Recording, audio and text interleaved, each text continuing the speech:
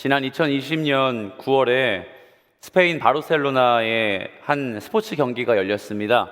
그 스포츠 경기의 이름은 트라이애슬론이라는 철인 3종 경기였습니다. 이 트라이애슬론 경기에서 아주 이색적인 장면이 하나 연출이 되었죠. 이 트라이애슬론을 직접 대회를 나가려고 했던 저희 청년부의 한 청년의 이야기를 들으니 4개월에서 10개월은 준비를 해야 이 트라이애슬론을 감당할 수 있다. 자전거, 마라톤, 수영 이 세 가지를 한 번에 하는 레이스 아니겠습니까? 그렇다면 이 대회를 출전한 선수들은 사활을 걸고 이 대회를 임하겠죠.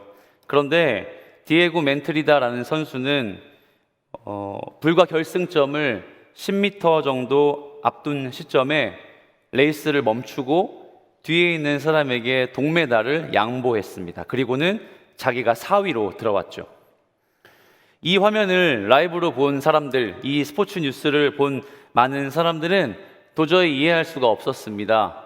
그냥 그대로 왔으면 3위, 그러니까 동메달을 딸 수 있었을 텐데 왜 갑자기 결승점 10m 전에 멈추어서 뒤에 있는 선수에게, 경쟁자에게 그 메달을 양보했을까? 이유를 보니까 자기의 앞서 갔던 3위의 선수가 결승점을 앞두고 급커브 구간에 방향을 잘못 잡아서 길을 잘못 들어 페이스가 갑자기 멈추게 된 거죠.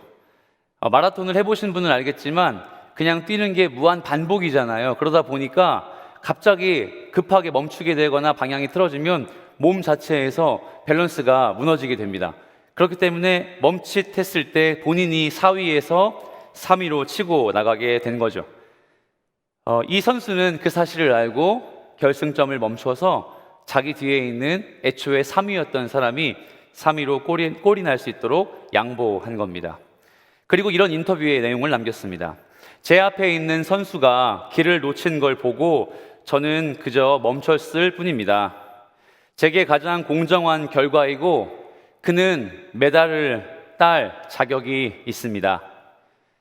3위를 차지하는 영광보다 공정한 경쟁을 하는 게 맞다. 이 디에고 멘트리다 선수의 인터뷰의 내용이 한 문장으로 정리가 되겠죠. 좋은 성적을 거두는 것보다 공정한 경쟁을 하는 게 스포츠 정신 아닐까요? 이 말 맞습니다. 우리가 만약에 이 TV의 스포츠 경기를 보는 사람이라면 막 화딱지가 날 것 같아요. 아니 어떻게 그렇게 준비를 해놓고 이 목숨을 걸고 준비해온 레이스를 갑자기 양보하고 멈출 수가 있어? 차라리 더 빨리 가서 3등 하는 게 그래서 우리가 성경적으로 이야기하는 존귀와 영광을 받는 게 맞는 거 아니야? 라고 이야기할 수 있지만 어쩌면 이 선수는 그것보다 더욱더 존귀한 가치를 선택하고 자기의 주관대로 자기의 인생을 실현한 것 같습니다. 우린 이걸 가리켜 고정관념이라고 부르죠. 여러분에게 고정관념은 어느 것들이 있습니까? 빨리 가야 이기는 걸까요? 아니면 천천히 가면 무조건 실패하는 걸까요? 돈이 많으면 성공한 인생일까요? 돈이 적으면 실패한 청년의 때일까요? 우리는 살면서 이와 같이 우리 안에 내재되어 있는 고정관념을 가지고 그렇게 인생을 실현해 갑니다. 유대인들에게도 고정관념이 있었습니다. 이 팔레스타인 지역에 살았던 유대인, 히브리인들에게는 여자와 이방인, 그리고 장애인에게는 철저히 하나님에게 버림받았다는 고정관념이 있었습니다. 쉽게 말해서 여자나 이방인, 장애인은 분명히 하나님 앞에 저주를 받았기 때문에 이 사람들은 죄인일 거야, 이 사람은 하나님이 버리셨어 라는 고정관념이 존재했습니다.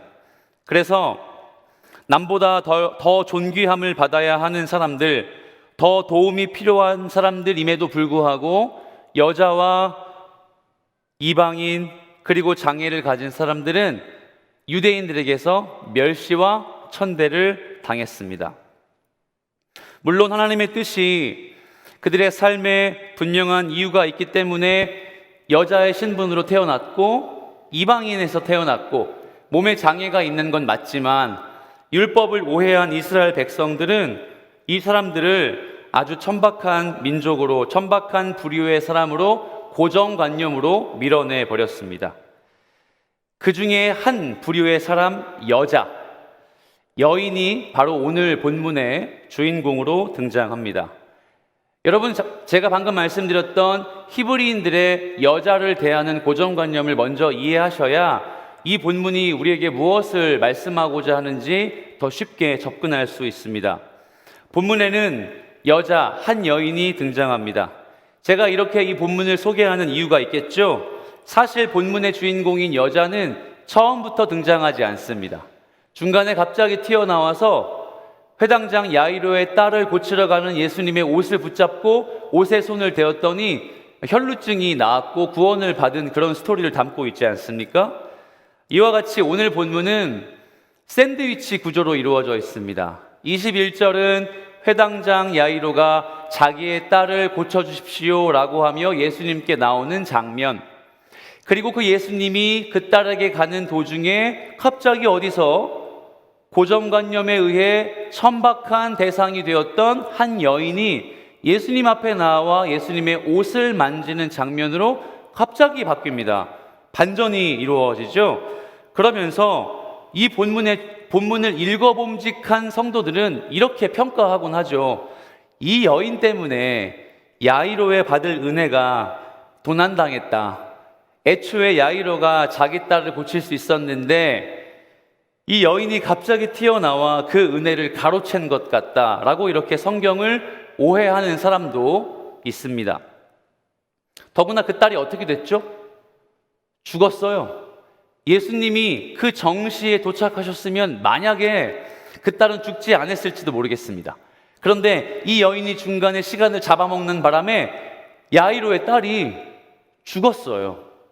그렇다면 더더욱 우리는 이 여인 때문에 야이로가 가졌던 이 마음 아픔, 고통, 딸을 잃어버린 이 딸을 눈앞에서 살리지 못한 마음의 아픔을 공감할 수 있겠지만 오늘 본문의 주인공은 이 여인입니다. 이 여자가 오늘 이 예수님의 사역의 중심에 놓여 있습니다. 왜 그런지 본문을 함께 깊이 살펴보죠. 자, 예수님이 어떻게 하셨습니까? 1절 말씀을 보면 다시 맞은편으로 건너가셨다고 나옵니다. 21절이죠. 21절을 보면 다시 맞은편으로 건너가셨다고 나옵니다. 자, 기억나세요? 예수님이 가버나움에서 배를 타고 어디로 가셨죠? 지난주 기억나세요? 거라사에 가셨어요. 거라사는 어떤 지역이라고 했죠? 오늘 본문의 고정관념에 사로잡힌 한 부류가 살고 있는, 이방인이 살고 있는 땅에 정박하셔서 거기에서 귀신 들린 자를 고치셨습니다. 그리고 21절 어떻게 하셨냐면 다시 맞은편으로 건너가셨다고 나옵니다. 자, 성경의 청중들은 이 맞은편을 어떻게 해석할 수 있느냐? 제3의 지역이다? 아니요, 그렇지 않아요. 이 지역은 다시 리턴한 거예요. 그러면 지금 도착한 이 맞은편은 어느 도시일까요? 가버나움이겠죠. 예수님은 지금 다시 거라사에서 가버나움으로 돌아오셨습니다. 가버나움에 예수님이 오신다면 누가 기다리고 있게요? 예수님의 능력을 탐하는, 예수님의 능력으로 귀신 좀 벗어나고 싶고 인생이 좀 좋아지고 싶은 청중들이 당연히 기다리고 있겠죠. 예수님의 능력을, 예수님이 나의 삶 좀 바꿔주시기를 원하는 사람들이, 이 가버나움의 백성들이 기다리고 있을 겁니다. 주님은 불과 바로 전 이방의 한 영혼을 고치시기 위해, 그에게 구원을 베푸시기 위해 이방 땅으로 가셨고, 주님은 또 오늘 한 영혼을 위해 유대인의 삶의 터전인 가버나움으로 오셨습니다. 사랑하는 여러분, 예수님의 한 행보, 한 걸음을 볼 때마다 우리는 가슴 짜릿한 어떤 은혜를 누릴 수 있을까요? 역시 예수님은 한 영혼을 위해서 움직이시는 거예요. 예수님은요, 한 영혼의 만족과 한 영혼의 구원을 위해서만 움직이시는 거예요. 우리가 예수의 제자가 됐고 예수의 제자가 되기 위한 성도의 모임이라면 예수님이 한 영혼을 위해 움직이시는 것을 표방해야 합니다. 그를 쫓아가야 하고 그를 닮아가야 하는 거예요. 왜요? 예수는 믿을 대상이 아니라 따라가야 대상이기 때문이죠. 여러분, 예수님 믿으십니까? 그것은 곧 예수님을 따라가겠노라 겸하여 선포하는 메시지와 같은 거예요. 예수님이 한 영혼을 위해 가신다면 우리도 한 영혼을 위해 주께로, 그리고 한 영혼을 위해 그 영혼에게로 갈 수 있어야 합니다. 이 한 영혼의 자리에 한 사람이 갑자기 달려 나옵니다. 그 사람의 이름은 야이로입니다. 야이로. 그는 예수님을 보고 한순간에 뛰어와 발 아래에 엎드렸습니다. 그리고 간구합니다. 아마 이런 느낌이겠죠. 예수님, 지금 저는 죽겠습니다. 제 딸이 곧 죽을 것 같기 때문이죠. 빨리 오셔서 제 딸을 좀 살려주십시오. 예수님이 다시 유대 지역에 도달하신 순간, 그 배에 도착하신 순간, 마치 지난주 본문처럼 귀신 들린 자가 뛰어와 예수님께 다가왔듯이 야이로도 어쩌면 저 먼 발치에서 배가 가버나움 항구에 정박할 때까지 기다리며 이 회당장 야이로가 예수님께 뛰어왔을 것 같다 상상을 할 수 있습니다. 여러분, 재밌지 않습니까? 예수님이 야이로의 이 모습을 염두하지 않으셨을까요? 그냥 정말 우연히 만난 걸까요? 아니에요. 우리가 복음을 들고요, 복음의 부담감을 갖고요, 영혼에게 다가가면요, 반드시 그 영혼의 삶의 만족을 통해 예수 믿게 우리가 도울 수 있다는 거예요. 여러분, 단기 선교나 혹은 전도의 자리에 가면 심심치 않게 이런 표현 우리 겪지 않습니까? 그냥 별로 마음에 사모함 없이 갔는데, 나 준비되지 않은 것 같은데 가서 보니까 누가 있어요? 우리의 복음을 들을 자가 있는 거예요. 우리의 복음에 반응할 자가 있는 거예요. 내가 그리스도인답게 사는 걸 보고 부담 가질 수 있는 영혼이 있다는 겁니다. 여러분, 눈 뜨세요. 주무시 마세요. 지금 잘 타이밍이 아닙니다. 복음 앞에 반응해야 할 우리의 심령이, 이 복음 앞에 반응해 우리의 존재가 이 본문 앞에 있단 말입니다. 사랑하는 여러분, 한 사람을 위해 다가가셔야 돼요. 한 사람에게 다가가 예수의 복음을 전파하셔야 돼요. 휘황찬란한 교리가 아니어도, 성경 말씀에 아주 유익한 진리가 될 수 없어도 내 삶의 가치관과 내 삶의 열정을 가지고 예수를 믿게 만들 수 있는 영혼에게 다가가셔야 합니다. 그런데 이 엎드린 야이로를 우리 한번 좀 곰곰이 상상해 볼까요? 여러분, 이런 질문이 귀납적 성경 연구를 통해 드러날 수 있습니다. 왜냐하면요, 왜 오늘 유독 본문만 야이로라는 이름이 등장할까? 성경은 지금까지 단 한 번도, 심지어 베드로의 장모의 이름도, 귀신 들린 자의 이름도, 예수님의 도움이 필요한 그 어떤 사람의 이름도 등장한 적이 없어요.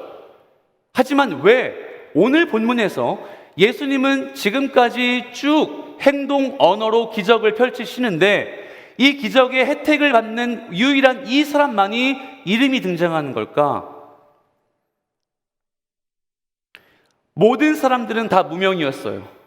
심지어 지난주의 기억을 살펴보아도 귀신 들린 자의 이름조차, 그의 족보와 그의 족속조차 그려지지 않았습니다. 아마도 이렇게 해석할 수 있기 때문이죠. 목사님, 본문의 가장 중요한 대목이 이 사람의 정체성이 아니라 예수님의 사역이기 때문이겠죠. 예수님이 구원을 펼치시는 게 주인공이니까 다른 부분들은 곁가지는 그리 자세하게 그리지 않아도 괜찮지 않을까요? 그 말이 맞죠. 그렇다면 오늘 유독 예수님은 오늘도 구원을 선포하시는 기적을 베푸셨고 오늘도 한 여인과 소녀를 치유하셨는데 왜 오늘만 유독 이 야이로라는 이름이 등장하는 걸까요? 그건 바로 이 야이로의 이름을 통해 당시의 유대인들, 당시에 이 말씀을 들어야 하는 사람들, 그리고 우리 자신의 내면을 발견할 수 있기 때문이에요. 야이로의 이름의 뜻은 하나님이 빛나게 만들어준다, 이 뜻이에요. 하나님이 빛나게 하다. 내 인생이 하나님이 빛나게 만들어준다는 뜻이에요. 야이로를 통해서 하나님이 그 시대의 유대 사람들을 존귀하게 만드시겠다는 뜻이겠죠. 그런데 지금 그럴까요? 지금 이 상황에서 그럴까요? 여러분, 야이로의 직업이 뭐죠? 회당장입니다. 회당장이 어떤 사람인지 아세요? 성경 말씀을 아주 잘하는 사람이죠. 율법에 능통한 사람입니다. 그리고 이 회당의 지도자입니다. 하나님의 말씀을 티칭하고 하나님의 말씀을 삶으로 살아내야 하는 사람입니다. 그러면 유대인들은 이 사람을 거쳐 율법을 배우게 되겠고, 이 사람의 권면을 통해 신앙생활을 하게 되겠고, 매일마다 저 앞에서 율법을 읊어대는 걸 들으며 믿음을 갖게 될 겁니다. 그렇다면 이 사람의 직종만 봐도 그러면 하나님께서 이름을 빛나게 해주는 그 족속, 그 사람 맞지 않습니까? 맞죠.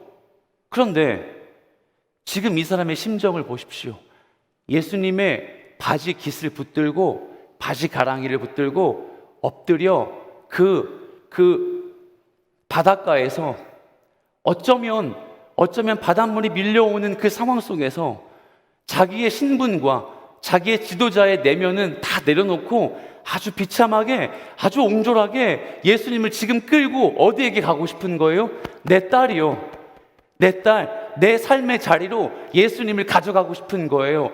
누구를 인도해야 하고 누구를 하나님의 복음 앞에 반응시켜야 할 회당장이지만 지금 이 사람은 그저 비참한 한 사람에 불과합니다.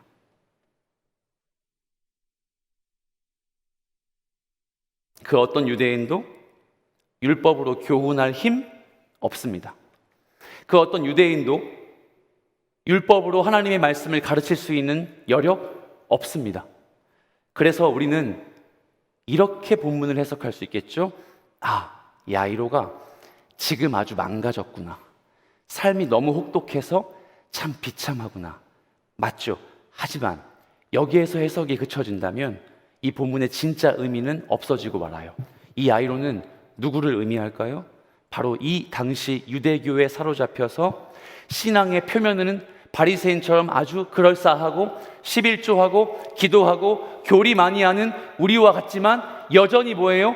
그 누구도 한 영혼도 예수께로 데려올지 못하는 비참한 우리의 현실을, 당시의 유대인 모든 사람들의 현실을 이 야이로가 대변해주고 있는 겁니다.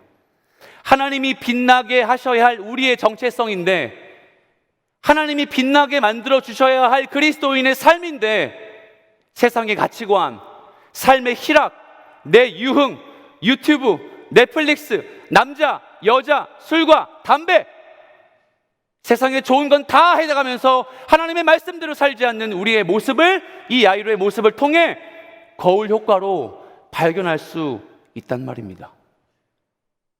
우리의 정체성이 하나님만 높일 수 있고 우리의 정체성이 하나님을 드러내야 함에도 불구하고 지금 야이로가 어떻게 하고 있죠? 아무것도 할 수 없습니다.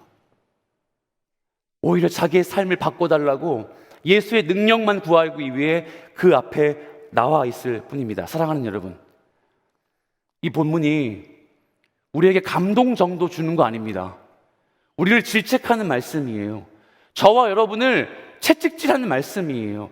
하나님의 말씀이요, 달고 오묘한 그 말씀으로 성경에 찬송가에 부르지만 저는 동의할 수 없어요. 하나님의 말씀은 달지 않아요. 우리의 비참함을 콕콕 찌르기 때문에 쓰디쓰고 너무 마시기 싫은 음료에 불과해요. 여러분, 그런데 이 말씀이 여러분에게 그저 교훈처럼 감동에 밀려오는 것으로만 느끼고 돌아가신다면 여러분의 삶에 그 어떤 변화도 없는 거예요. 우리의 비참함, 한 영혼을 주께로 돌아오도록 만들어야 할 그리스도인의 사명임에도 불구하고 내 몸뚱아리 하나, 내 꼬라지 하나 간수할 수 없고 주님 앞에 제자의 삶으로 살아낼 수 없는 우리의 모습, 이 본문 말씀을 통해 여러분 배우셔야 됩니다. 그는 지금 자기 아끼는 딸의 병 앞에 아주 연약해져 있습니다. 많은 사람들을 하나님의 율법으로 교훈하고 그들을 선한 대로 이끌어야 할 여력은 1도 없습니다. 이게 유대교의 현실이었고 예수님을 애워싼 많은 사람들, 히브리인들의 현실이었으며 저와 여러분의 현실이에요. 24절 말씀을 함께 읽어보죠. 24절입니다. 자, 시작. 이에 그와 함께 가실새 큰 무리가 따라가며 애워싸 밀더라. 예수님이 신기하게도 야이로의 이 요청에 반응하셨어요. 한 걸음에 달려가셨습니다. 어디에? 그 딸이 있는 곳. 그런데 여러분, 여기서 또 질문이 들죠. 왜 굳이 가실까? 왜 야이로의 딸이 있는 데까지 꼭 가셔야만 했을까? 누가복음 7장 7절을 보면 로마의 백부장이 자기의 하인이 아파서 예수님, 제 하인이 아픕니다. 그런데 예수님이 오시면 너무 누추해서 안 되니까 말씀만으로 고쳐주십시오. 예수님 뭐 하셨어요? 말씀만 하셨는데 나음 받았어요. 그렇다면 예수님은 지금 이 순간도 굳이 물리적으로 그 거리를 이동하지 않고도 야이로야, 네 딸 나았어. 그럼 나을 수 있거든요. 그런데 왜 예수님은 오늘 이 근거리를 걸어가시면서 직접 이동하시면서 이 딸에게 가려고 하셨던 걸까요? 누가복음 7장 7절 말씀 한번 읽어보고 한번 또 고민해 봅시다. 자, 시작. 12해를 혈루증으로 앓아온 한 여자가 있어. 로마서 7장 7절. 네, 죄송합니다. 누가복음 7장 7절입니다. 자막이 맞아요? 네, 시작. 그러므로 내가 주께 나아가기도 감당하지 못할 줄을 알았나이다. 말씀만 하사 내 하인을 낫게 하소서. 아멘. 그렇죠. 예수님은 하나님이시기 때문에 그냥 말씀만 하시면 병 낫는 거거든요. 그런데 왜 예수님은 군중들이 다 밀려서 수십 명, 수백 명들이 뒤에서 다 따라오는 이 부담감을 다 떠안고 이 귀찮음과 이 부담스러움을 떠안고 굳이 야이로의 집까지 가시냐는 거예요. 그 이유가 뭘까요? 그 이유가 오늘 이 주인공 때문인 거예요. 25절. 자, 시작. 12해를 혈루증으로 앓아온 한 여자가 있어. 12년을 혈루증으로 앓아온 여자가 그 무리에 있었습니다. 예수님 곁을 졸졸 따라오며 언제나 그 손을 뻗으면 예수님이 닿을까? 아니면 예수님이 좀 만지면 내 병이 좀 나을 수 있을 것 같아서 이 사모하는 마음에 극대치를 이루고 아마 따라갔을 것 같죠? 이 무리의 끝자락에서 어디 여자가? 라고 그런 이야기를 들으며 자기의 온몸을 싸매고 예수님을 따라왔을 거예요. 여러분, 혈루증은 자궁에 이상이 생겨서 여성의 생식기에서 계속 피가 나오는 병이에요. 멈출 수가 없는 병이죠. 레위기 15장을 보면 혈루증을 하나님 앞에서 아주 부정한 병이라고 소개합니다. 그렇다면 이 여인은 여자의 혈루증까지 있어요. 그러면 일반적인 유대인은 이 여자와 상종하거나 몸이 닿는 거 가능할까요? 절대 불가하죠. 이 여인과 대화 나누면 죄인이 됩니다. 어디 부정한 여인과 대화를 하냐고. 이 혈루증을 앓아온 여인에게 몸이 닿으면 일주일 동안 부정해서 온몸을, 온 옷을 다 빨고 씻어서 정할 때까지 제사장의 허락을 맡아야 할 정도로 이 여인은 눈길조차 주면 안 되는 그런 사람임에 분명해요. 예수님께서 회당장 야이로의 딸을 치유하시기 위해 직접 가신 이유가 이 12해의 혈루증을 앓고 있었던 여인 때문입니다. 저는 좀 더 여러분에게 상상력을 좀 발휘하게 만들고 싶은데 12해 혈루증을 앓았다는 건 육체적으로 얼마나 힘들겠습니까? 우리가 손을 베어서 과다출혈을 해도 일어날 때 빈혈이 옵니다. 그렇죠? 피를 많이 흘리면, 헌혈하면 더 그렇죠. 고등학교 때 제 친구와 호기롭게 헌혈을 했어요. 헌혈을 했는데 저는 좀 소심한 편이라 첫 헌혈 때 매우 떨렸거든요. 헌혈하면 아픈 거 아닌가, 뭐 머리 아픈 거 아닌가. 제 친구가 야, 장난 아니야, 완전 편해, 뭐 아무것도 없어, 나 심지어 어젯밤에 새벽 2시까지 영화 봤거든, 영화 보고 헌혈하는 거 보여줄게 하고 헌혈을 딱 마치고 자리에서 일어섰거든요. 그대로 쓰러져서 기절했어요. 너무 많이 피가 나가버렸고 몸 자체가 그 헌혈을 받아들일 수 없었던 거죠. 하물며 12회의 피 흘림을 계속 달고 사는 이 여인은 얼마나 몸이 닳고 닳았을까요? 직립보행조차 어려울 수 있어요. 고통을 참고 몸을 숙이고 사람들의 따가운 시선을 받아가며 예수 앞에로 나올 수밖에 없었던 것이죠. 오늘날 같이 의사가 있다면 돈과 시간을 다 지불하며 이 병 좀 낫고 싶어서 엄청 노력했을 겁니다. 그런데 어느 누구도 이 여인의 병을 고치지 못했던 것 같아요. 그러니까 몇 년이라고요? 12해. 여러분이 12해 꼭 기억하셔야 됩니다. 그 비참한 인생이 아무도 고칠 수 없는 이 여인의 인생을 예수님을 만나면서 해결받았습니다. 많은 사람들이 부정하다, 부정하다, 더러운 년이야, 더러운 사람이야 라고 손가락질 함에도 불구하고 그 여인은 예수님 앞에 나아가 손을 뻗어 예수님의 옷깃을 만졌습니다. 그리고 어떻게 됐죠? 나았습니다. 근데 또 이상해요. 손을 뻗어서 만지면 왜 나을 수 있을까요? 예수님은 직접 가신 것도 아니고 말씀하셔서 구원을 주신 것도 아닌데 이 손을 뻗어서 나았다는 건 과연 신학적으로 어떤 의미가 있을까요? 심지어 마가복음 3장 9절을 보면 예수님의 선긋기 기억나시죠? 한번 보세요. 3장 9절입니다. 시작. 예수께서 무리가 애워싸 미는 것을 피하기 위하여 작은 배를 대기하도록 제자들에게 명하셨으니. 아멘. 예수님은 철저하게 선그으셨어요. 나에게 다가오지 못하도록 이 청중들과 예수의 거리를 뭇과 배의 사이로 두고 그렇게 선을 그으셨습니다. 늘 군중들이 자기의 삶의 만족을 채우기 위해 예수님을 이용할 걸 뻔히 아셨기 때문에 예수님은 거리를 두고 항상 이동하셨으며 그들과 상종하지 않으셨어요. 그런데 왜 부정하다, 사람들이 정죄하고 눈길조차 주지 않는 이 여인에게 자기의 옷 만지는 걸 허락하셨을까요? 마가복음의 저자인 마가는 이 옷깃 만지는 걸 가리켜 그냥 몸이 닿았다, 이 여인이 손을 뻗어서 그 예수님의 몸을 만졌다, 육체적인 접촉만으로 의미하지 않습니다. 왜냐하면 옷깃 닿았을 뿐인데 예수님이 뭐라고 피드백하셨죠? 내 딸아, 네 믿음이 너를 구원했다. 이게 무슨 의미일까요? 옷만 만졌을 뿐인데 구원받으면, 여기 십자가 만지면 구원받겠죠, 그렇죠? 강대상 와서 이거 만져보세요, 구원받을 수 있어요.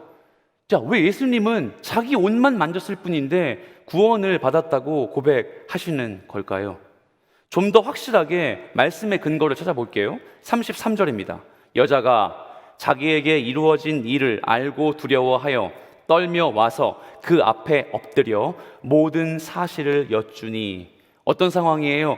자기가 예수님의 옷을 만진 걸 예수님이 느끼셨고, 예수님이 느끼신 걸 이 여인이 갑자기 찔린 거예요. 갑자기 두려웠던 거죠. 그래서 예수님을 향해 제가 왜 이 예수님의 옷을 만질 수밖에 없었는지를 말씀드리는 장면, 이게 바로 33절입니다. 그런데 본문에 사실이란 단어 보이십니까? 사실. 이 사실이란 단어는 헬라 원문을 보면 한글 성경과는 뉘앙스가 너무도 달라요. 무슨 말일까요? 자, 사실을 이야기해 볼게요. 우리가 아는 사실은 뭡니까? 2시에 예배가 시작되었다. 사실입니다. 여러분 주무시지 마세요. 미안합니다. 오늘은 좀 제가 이런 얘기를 하겠습니다. 눈 뜨세요. 아니면 필기하세요. 자, 그런데 이 사실이란 단어는 헬라어 알레세이아라고 합니다. 알레세이아는 바로 진리입니다. 이 여인은 자기의 자초지정을 이야기한 게 아니에요. 제가 왜 만졌는지 예수님에게 자기 디펜스한 게 아니고요, 알레세이아 얘기했어요. 뭐라고요? 진리를 고백했어요. 예수님, 제가 이 예수님의 옷을 만진 건요, 제 영혼을 주님께로 부탁하고 제 모든 삶의 본질을 맡길 수 있는 주님이란 사실을 이야기한 거예요. 그렇게 고백한 거예요. 그러니까 이 여인은요, 옷만 만진 게 아닙니다. 자기의 삶의 근원의 문제를 유일하게 해결시켜 줄 수 있는 그분 예수 그리스도를 의지하고 그 예수님에게 알레세이아, 진리를 고백한 것입니다. 그래서 예수님이 말씀하시는 거예요. 딸아, 네 믿음이 너를 구원하였다. 이 예수님의 선포에는 아주 신학적으로 중요한 의미가 내포되어 있습니다. 자, 이 점만 좀 짚고 말씀을 정리할 텐데요. 레위기 15장입니다. 잘 따라오셔야 됩니다. 15장 19절부터 22절입니다. 교독합니다. 제가 먼저 읽고 여러분이 읽고 함께 22절 읽을게요. 어떤 여인이 유출을 하되 그의 몸에 그의 유출이 피이면 이레 동안 불결하니 그를 만지는 자마다 저녁까지 부정할 것이요 그가 불결한 동안에는 그가 누웠던 자리도 다 부정하며 죄송합니다. 다 같이 읽을게요. 그럼요. 자, 시작. 19절부터 읽겠습니다. 자, 제가 칸막이를 안 했군요. 시작. 어떤 여인이 유출을 하되 그의 몸에 그의 유출이 피이면 이레 동안 불결하니 그를 만지는 자마다 저녁까지 부정할 것이요 그가 불결할 동안에는 그가 누웠던 자리도 다 부정하며 그가 앉았던 자리도 다 부정한 즉 그의 침상을 만지는 자는 다 그의 옷을 빨고 물로 몸을 씻을 것이요 저녁까지 부정할 것이며 그가 앉은 자리를 만지는 자도 다 그들의 옷을 빨고 물로 몸을 씻을 것이요 저녁까지 부정할 것이며. 아멘. 거듭 설명해 드리지만 혈루증은 피가 마르지 않는 병입니다. 피가 계속 나오는 병이죠. 구약성경 레위기 말씀을 보니까 이 혈루증을 어떻게 설명합니까? 혈루증에 걸린 여자를 만지면 무조건 부정한 거예요. 하나님이 버리신 거예요. 하나님이 정죄한 사람이 되는 거예요. 쉽게 말해 이 여인의 육체나 이 여인의 옷이 닿는 곳마다 모든 것이 하나님 앞에 부정됩니다. 그런데 이 여인이 예수님을 만졌어요. 여인이 내가 예수님을 만지면 예수님이 부정하게 될 것이라는 사실을 몰랐을까요? 알았죠. 예수님은 저 더러운 여인이 내 몸을 만졌을 때 내가 부정하게 될 것이라는 사실을 예수님이 모르셨을까요? 아셨죠. 이거 어떻게 설명할 수 있을까요? 이것이 바로 구원의 진리가 됩니다. 사랑하는 여러분, 따라 내 믿음이 너를 구원하였으니 평안히 가라. 내 병에서 놓여 건강할지어다. 이렇게 말씀하시는 이유는 잘 보십시오. 우리의 부정함, 우리의 누추함, 우리의 더러움을 하나님 앞에 내어 맡기고 갔을 때 내 모든 것들을 주님 앞에 완전히 굴복시켜 드렸을 때 예수님이 그 모든 우리의 불결함을 떠안으시는 거예요. 이게 바로 죄의 전가입니다. 그런데 예수님이 죄가 있으신 분입니까? 예수님에겐 죄가 없어요. 그 죄를 다 떠안고 그 죄를 짊어지신 후에 뭐라고 말씀하시냐면 내 의로움을 너에게 줄게. 이게 바로 의의 전가가 됩니다. 사랑하는 여러분, 이 여인은 지금 죄의 전가와 의의 전가의 과정 속에서 자기의 불결함, 자기의 누추함을 예수 그리스도에게 다 내어 맡긴 거예요. 내 더러움, 내 죄, 내 부족함, 내 게으름, 내 죄성 다 주님 앞에 내어 맡겼을 때 누가 하신다? 예수님이 하시는 구원의 사역에 완벽히 바우다운한 거예요. 엎드린 거예요. 사랑하는 여러분, 이게 구원의 진리가 되는 거예요. 우리가 예수 믿을 때에요, 완벽히 우리의 부정함을, 우리의 누추함을, 우리의 더러움을요, 솔직히 주님 앞에 가져가는 거예요. 그러면요, 그는 미쁘시고 의로우사 우리의 모든 죄를 예의 나쁜 놈아 라고 말씀하지 않으시고 내 의를 너에게 덮어줄게, 너를 도말해줄게. 우리의 더러운, 제자분 여러분 기억나십니까? 저 더러운 벽을 예수님이 새로운 페인트로 다 도말하신 후에 자 봐, 저 벽이 깨끗해졌지? 근데 그 저 벽 안에 뭐가 있어요? 내 더러움이, 더러워진 벽 색깔이 남아있는 거 모릅니까? 우리는 알고 있는 거예요. 하지만 예수님이 우리에게 무엇을 말씀하시냐면 네가 나에게 모든 죄를 가져와 다 토로하고 고백하고 내어놓으면 그건 내가 다 떠안을 수 있어. 그런데 그게 끝이 아니야. 내 모든 죄 없음의 의로움을 너에게 다 줄게. 그러므로 누가 너를 평가하든 너를 평가하는 것이 아니라 나 예수 그리스도를 평가하는 거야. 누가 너를 바라보든 너의 존재가 너의 존재를 보증하는 것이 아니라 누구요? 예수의 존재가 너의 존재를 보증하는 거야. 이게 의의 전가의 핵심인 거예요. 여러분, 근데 참 어렵지 않습니까? 이렇게 예수 믿지만 여러분, 영적인 거울을 한번 두시고 얼굴 보세요. 여러분의 존재를 예수님이 보증한다는 사실을 믿으십니까? 그걸 믿는다면 왜 비루한 인생을 또 자책하고, 왜 더러운 인생을 가지고 또 자책하며 주님 앞에 늘 울면서 늘 더러운 죄인이라고 고백하는 것으로 예수를 믿는 것을 그냥 귀결시키시죠? 왜 거기까지만 하시죠? 주님이 우리의 죄를 담당하신 후에 그의 의로움을 베푸신 그 기쁨의 예배를, 기쁨의 순간을 왜 우리 누리지 못하는 것이죠? 예수님께서 훗날에 우리를 위해 십자가에 죽으시고 모든 인류의 죄를 사해 주신 걸, 그 오리엔테이션을 바로 이 혈루증 12회 앓았던 여인에게 이미 보여주신 거예요. 그러므로 사랑하는 청년 여러분, 이 말씀이 주는 교훈을 함께 기억합시다. 그래서 이 혈루증에 걸린 여인은 자신의 부정함을 주님께 온전히 내어 맡기게 될 때, 내어 맡기게 되니 어떤 칭호를 얻습니까? 딸아, 사랑하는 딸아, 사랑하는 아들아, 네 믿음이 난 너를 구원하게 되었다. 이 여인은 그 즉시 예수의 가족이 되었습니다. 기억나세요? 3장에서 우리가 배웠죠? 예수의 가족이 되었고 이 여인이 교회가 되었습니다. 우리가 우리의 모든 부정함과 비참함, 죄로 물든 우리의 내면까지 다 필요 없어요. 예수님 앞에 나와서 그냥 고백하면요, 내어 맡기면요, 어떻게 된다고 성경이 이야기하십니까? 주님이 우리의 모든 죄를 담당하시는 거예요. 그리고 담당하고 힘들어 죽겠다고 외치지 않으시는 거예요. 내 의를 너에게 돌려줄게. 내 의로움을 너에게 다시 돌려줄게. 그리고 너의 존재는 이제 하나님의 아들이고 하나님의 딸이 된 거야. 너 이제 진짜 의로운 자가 되었어 라고 고백할 수 있다는 거예요. 그런데 수많은 군중들 사이에 있었던 회당장 야이로는 마음이 아주 다급했습니다. 만약 조금이라도 늦게 도착하면 사랑하는 내 딸이 죽을 것 같은데 왜 예수님은 지금 저 천박한 여인하고 대화하고 계시지? 저 만진 거 뭐라고 그렇게 좀 시간 조치하고 계시지? 내 딸이 이러다가 죽으면 어떻게 하지? 하며 전전긍긍하며 발을 동동 굴렀을지도 모르겠습니다.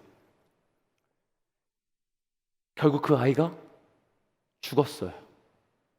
12살짜리 이 아이가 죽게 되었어요. 예수님을 모시고 그의 집에 도달했을 때 사람들은 이미 장례를 준비하고 있었고 슬픔과 비탄으로 이 어린아이의 죽음을 애도하고 있었습니다. 그때 예수님이 말씀하셨죠. 이 아이는 죽은 게 아닙니다. 이 아이는 자고 있는 겁니다. 하지만 사람들은 비웃었습니다. 에이, 미친놈이구만. 죽은 사람 보고 잔다고 하는 게 어딨어. 이렇게 예수님을 비아냥하고 아주 미치광이로 평가했을지도 모르겠습니다. 그런데 본문을 조금 더 깊이 들여다봅시다. 예수님이 진짜 정신 나간 사람이어서 이 죽은 아이를 잔다고 이야기했을까요? 성경은 죽음을 늘 잔다고 표현합니다. 읽어봄직하시죠? 요한계시록 말씀을 봐도 혹은 모세가 죽은 모습을 봐도 성경은 늘 죽은 자를 가리켜 잔다고 표현합니다. 그렇다면 예수님이 이 아이가 잔다고 이야기하는 건 어떤 뉘앙스로 말씀하고 싶으셨던 걸까요? 영적으로 죽었다는 뜻이에요. 영적으로 죽은 상태에 있는 이 아이의 모습이 곧 야이로의 모습이고, 이 야이로의 모습이 곧 혈루증 앓은 이 여인의 모습인데, 이 여인은 야이로와 다르게 본인의 존재를 완벽히 주님 앞에 나와 죄에 전가했습니다. 내 비참함, 내 더러움을 주님 앞에 나와 하나님 예수 그리스도 아니면 내 인생의 문제 해결할 수 없다는 걸 고백했다는 거예요. 저는요, 제가 성격이 별나서가 아니라요, 저는요 목사여서가 아니라요, 이 상황에서 가만히 있을 수 없었습니다. 나도 동일하게 죄 많은데, 나도 동일하게 더러워 죽을 것 같은 사람인데, 나도 매일마다 죄를 짓는 사람인데, 나는 과연 이 여인처럼 예수 앞에 내 모든 솔직함을 가지고 나아가 고백하고 찬양하고 내어 맡길 수 있을까?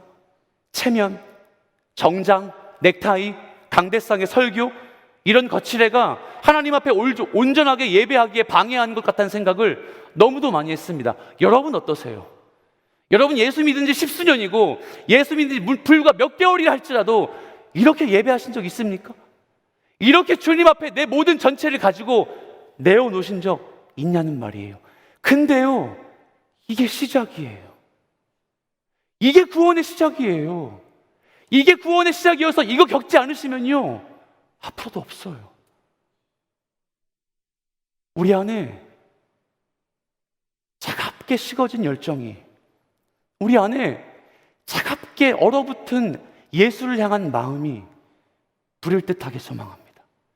근데 그게 심리적이고 상담적인 것이 아니라 내 안에 부정함, 더러움을 가지고 주님 앞에 나아오기만 하면, 나와 내 죄를 완전히 고백하기만 하면 예수는 그의 의로움을 우리 모든 그리스도인에게 전달시켜 주는 것입니다. 말씀을 정리합니다. 예수님께서 이 사람들의 비아냥과 미치광이 노릇하는 것, 미치광이처럼 부르는 모습을 다 뒤로 하시고 어떻게 이 아이를 고쳐주셨죠? 이 아이의 몸에 손을 대셨습니다. 자, 똑같지요? 자, 보세요. 혈루증 앓는 여인에게 몸을 닿으면 어떻게 되죠? 율법상 부정하게 됩니다. 하나님께 버림받은 사람이 되죠. 자, 오늘 두 번째, 야이로의 딸이 어떻게 됐죠? 죽었습니다. 유대인에게 시체가 내 눈앞에 있거나 내가 시체를 만지면 어떻게 되죠? 그건 정말 해서는 안 될 일인 거예요. 완전히 부정해지는 것이죠. 예수님은 이번에도 율법의 기준을 거절하셨어요. 당시의 사회의 통념을 바꾸셨어요. 당시의 모든 사람들이 추구하는 가치관을 거스르셨어요. 이게 예수 믿는 겁니다. 말씀의 요구가, 하나님의 말씀의 감격이 모든 사람들이 추구하는 그 요구에 반응하지 않을지라도 여러분, 그게 진리예요. 그 진리를 추구하는 것이 바로 그리스도인의 숙명이 되는 것이죠. 예수님은 그것 따윈 안중에도 없으셨나 봅니다. 시체에 손을 얹고 이렇게 말씀하셨어요. 아람어죠? 달리타 쿰. 여러분, 달리타 쿰이 뭔지 아십니까? 소녀여 일어나라. 자, 근데 너무 재미있는 게 뭔지 아세요? 이 달리타 쿰을 예수님이 어떻게 말씀하셨게요? 달리타 쿰, 되게 멋있게 웅장하게 모든 사람이 듣게 말씀하셨을 법하죠? 아니요. 이 달리타 쿰은 언제 사용하는 표현이냐면 저희 아내나 제가 우리 아이들을 깨울 때 침대맡에 앉아가지고 일어나 한유라, 일어나 한설아, 한결아 일어나야지, 일어나 학교 가자 하죠. 물론 시끄럽게 깨울 수 있는 부모님도 계시죠. 효범아 밥 먹어야지 하기도 하죠. 하지만 이 달리타 쿰은 어머니가 사랑스러운 아이를 아침에 깨울 때 하는 이야기예요. 그러면 예수님은 지금 어떻게 하셨을까요? 소녀의 죽은 시체에 귀에 대고 소녀야 일어나라. 이 아이가 깨어났어요. 자, 이 아이가 몇 살이죠? 12살입니다. 왜 이 아이의 연령이 나왔을까요? 이 아이가 12살이란 소리는 당시의 유대인들이 시집을 갈 수 있는 최소한의 이 여자의 나이가 12살 6개월입니다. 그러면 이 아이는 지금 뭐예요? 아이예요? 성인이에요? 성인이에요.